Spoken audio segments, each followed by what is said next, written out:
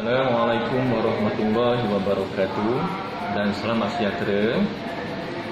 Saya Muhammad Rozi bin Mian adalah guru sejarah di Sekolah Menengah Kebangsaan Sungai Abung.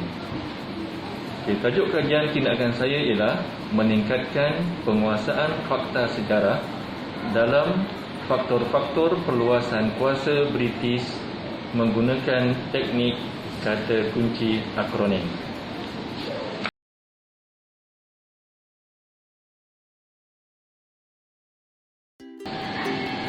Kelemahan murid dalam tajuk faktor-faktor perluasan kuasa British telah menjejaskan prestasi mereka dalam mata pelajaran sejarah.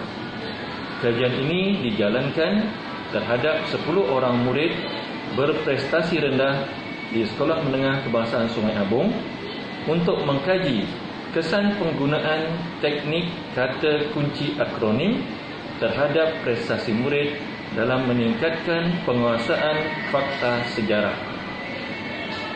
Hasil kajian mendapati tahap minat murid dalam mata pelajaran sejarah melalui teknik kunci kata akronim semakin meningkat.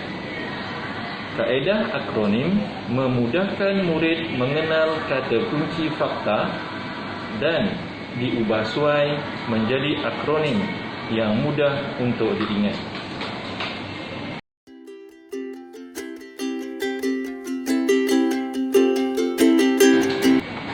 Berdasarkan pengamatan pengkaji yang lalu, semasa mengajar mata pelajaran sejarah, didapati minat murid terhadap mata pelajaran ini berada pada tahap tidak memuaskan. Apabila tiada minat, macam-macam jawapan dizahirkan oleh murid. Antaranya ialah susah mengingati fakta, tidak minat, tidak faham, malas, tidak minat dengan guru sejarah dan sebagainya. Analisis respon terbuka menunjukkan antara masalah yang dihadapi ialah murid tidak dapat mengaplikasi faktor-faktor penjajahan dengan tepat, mengingat dan memahami isi faktor penjajahan British dengan tepat, dan menganalisis jawapan yang tepat dalam soalan.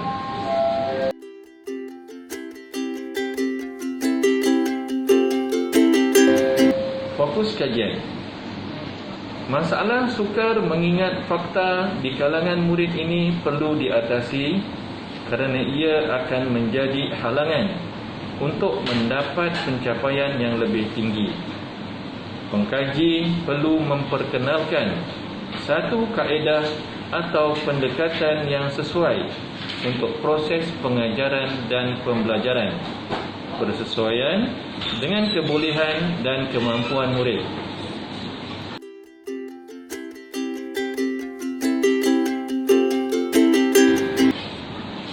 Seterusnya, objektif kajian.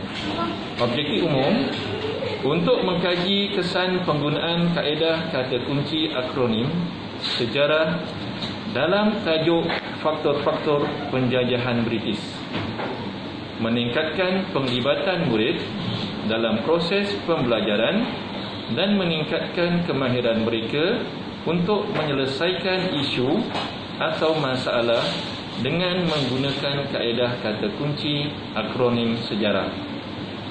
Untuk mengkaji prestasi murid terhadap penggunaan teknik kata kunci akronim dalam pembelajaran sejarah khusus, iaitu meningkatkan kefahaman murid agar boleh meningkatkan kemahiran murid untuk menganalisis fakta sejarah, boleh meningkatkan kemahiran murid untuk mengingati fakta sejarah, boleh meningkatkan kemahiran murid untuk menyatakan semula fakta sejarah secara lisan dan tulisan, dan boleh meningkatkan kemahiran murid untuk menghuraikan fakta sejarah dengan tepat.